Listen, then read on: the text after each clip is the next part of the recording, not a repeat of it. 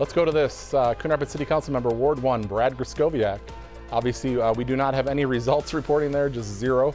But he is the incumbent in that race, and he is joining Jennifer Anderson now over in studio. Jen?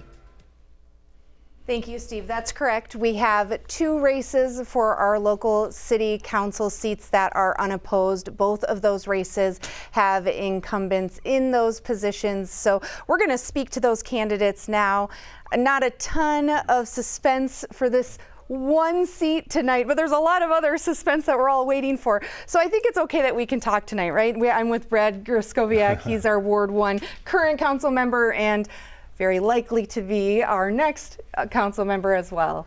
Thanks for being here. You're welcome. Thank you for having me. Yeah, a little bit anticlimactic because without a challenger and everything like that, and without any numbers coming in yet, a little bit early on this, but I wanted to come in and just talk a little bit about it anyway.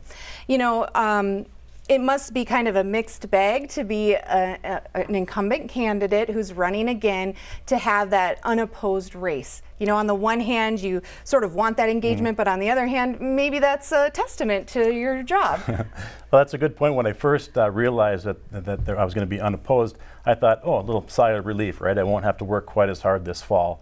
Then I thought about it a little bit more, and I thought to myself, there's 12,000 people that live in Ward 1, and there wasn't anybody else that wanted to step up and run in this capacity. I thought, well, maybe I'm a little bit disappointed. Then in talking with a lot of people, and I did a little campaigning, and I put up a few signs. Most people said, Brad, I think the reason is because you're doing a pretty good job, and Coon Rapids is run pretty well right now. So I feel pretty good about the position that I'm in, and I'm looking forward to another term and helping the residents. Why did you decide to go for a 3rd term? Is there anything in particular about your first 2 terms in office that really motivated you to want to come back and do more work? Well, the main thing, it goes back to why I ran in the first place, and it's really civic duty. You know, I wanted to be engaged, and I have time, and it's, you know, a good time in my life to help out and do these types of things. So that was the main reason why I ran. That's the main reason I continued to run. And, you know, I've gained some experience over the last 8 years on the city council, and I think that that experience can help us move the city forward. So that's where I'm at today. And there will be some change on the council, and that is common. You know, there are seats that are staggered, so every 2 years certain seats are up for re-election, and not always do you have those incumbent seated council members decide to run again, and there are 2 seats where the current council members aren't running. What do you look forward to when you see some new faces come on? What does that mean for a veteran like yourself who's been through it a few times? Well, the main thing is you know, new perspective. It's always going to be great to bring new perspective because you know, the city's evolving, the community's evolving, demographics are changing, so it's always good to have the new perspective. I will say that, you know, a couple of the members that are going to be moving on were valued, and they really did a lot of great work and had quite a few years on the city council, so we'll miss that.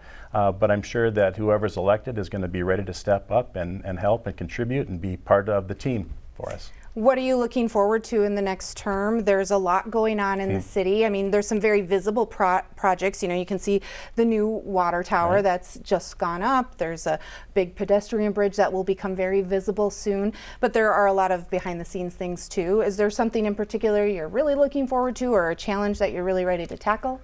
Well, one of the things is when I ran the first time, I thought we can do some nice stuff on Coon Rapids Boulevard. And I always thought if we had a nice entrance coming into Coon Rapids Boulevard to greet people to coming in, I always thought that that would be a really great thing to do. And lo and behold, we've got federal funding and state funding to put the pedestrian bridge over Coon Rapids Boulevard. So that's an interesting project. You can see that there's some progress going on right now. They've got cranes out there. They're doing pylons. So that's going to be a great project. And, you know, looking back over the last few years, we have the Hanson Bridge overpass. We have the big project we're doing right now with the water tower. But continued work on Coon Rapids Boulevard. And the other thing, maybe not so visible unless you're a homeowner with a dead tree in your yard, is that, you know, the emerald ash borer and all of our ash trees that have died. And we really got to get out in front of that this year. So we're looking forward to funding that and getting new trees planted and really brightening up the city with some new trees and vegetation. Well, and just for some context there, only about half of the trees that are infected with emerald ash borer have been removed so far. There's several thousand, maybe 3,000 or more left to do. And then it's talking about planting. So there I'm sure is a huge challenge ahead for the council to try to figure out where does that money come from that is not normally there for such a big project. How do we do this? I think I remember the figure being somewhere in the range of maybe like 150 trees is a normal year, and we're talking about thousands. We're talking thousands of trees, yeah. I don't know, I can't remember the number, 8,000 maybe ash trees in the city of Coon Rapids, and for the most part, most of them are going. We're treating some and keeping them alive. Some of the bigger ones, the more healthy ones, are staying in play. We're lucky, we're fortunate in Coon Rapids. We have an on-site forester, so he's managing the process as well as we can, but it does come down to finances and how we're going to pay for this and how we're going to budget, and we've got a 5-year plan going forward for that. So and you are kind of a budget guy. If you pay attention and watch council meetings, you'll notice that you do tend to ask those minutia questions about the budget, and you're in that process right now on the existing council of deciding and settling on the budget for 2025. That will continue. Then you have this whole process of bringing in some new people and teaching them what that process is like, and it really is almost a whole year-long process to look at a budget for the following year.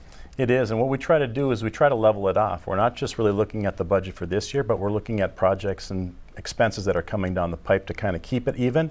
We don't like to see big raises or dips either way on the budget. We're trying to keep an even keel on that. And you're right, I am a bit of a budget hawk. I keep an eye on the numbers, and we will ratify our 2025 budget in December.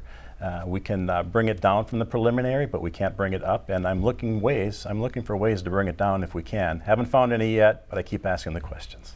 Well, Brad, thank you for coming in tonight and chatting with us. I'm sure the city will hear more from you in the years to come. Again, this is our projected winner. We don't have results yet, but running unopposed for City Council in Ward 1. Thanks so much for being here. You're welcome.